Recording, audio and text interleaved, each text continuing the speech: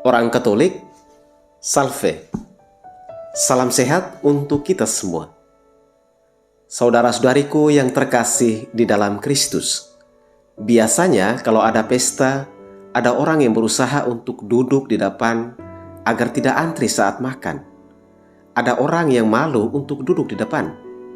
Ada orang yang pengantin masih siap pun dia sudah ada di tempat pesta karena dia tidak mau terlambat. Dia malu kalau terlambat. Pesta mau macam apa, intinya makan enak dan pulang kenyang.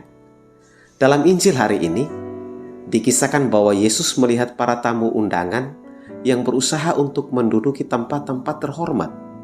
Yesus pun mengajar mereka dengan perumpamaan. Yesus mau menyadarkan mereka untuk tidak mencari tempat terhormat, untuk tidak merasa diri paling terhormat, karena masih ada orang lain yang jauh lebih terhormat. Yang merasa diri paling terhormat pada akhirnya akan malu sendiri. Tetapi kalau mau untuk menjadi yang terhormat, pergilah dan duduklah di tempat yang paling rendah. Maka engkau akan menerima semua hormat di depan orang lain. Tapi bukan berarti kita sengaja untuk duduk di belakang dan berharap agar tuan pesta menyuruh kita pindah ke depan.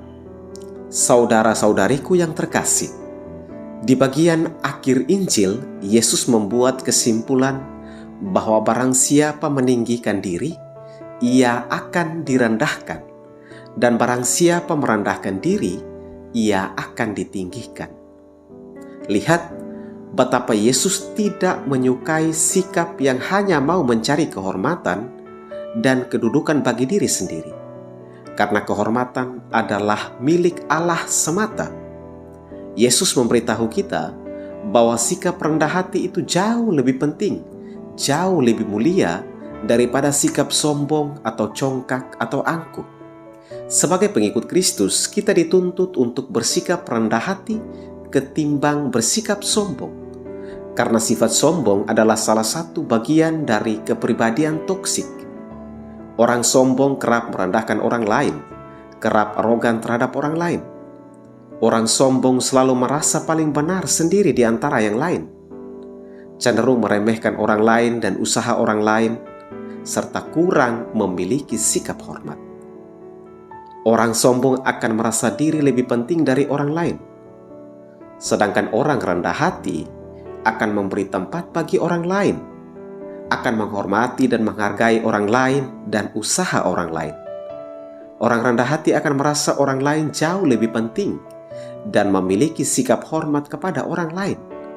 Maka tak heran kalau orang yang rendah hati cenderung lebih disukai dan banyak orang yang mau bersahabat dengannya.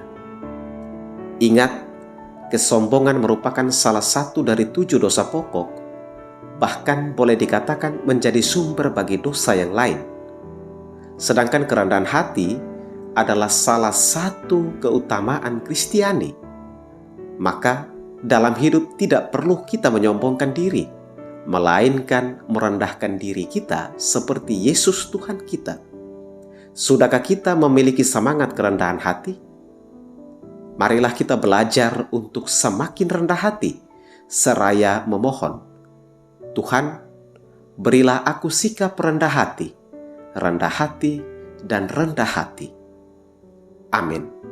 Selamat pagi, selamat berkarya. Tuhan memberkati kita semua.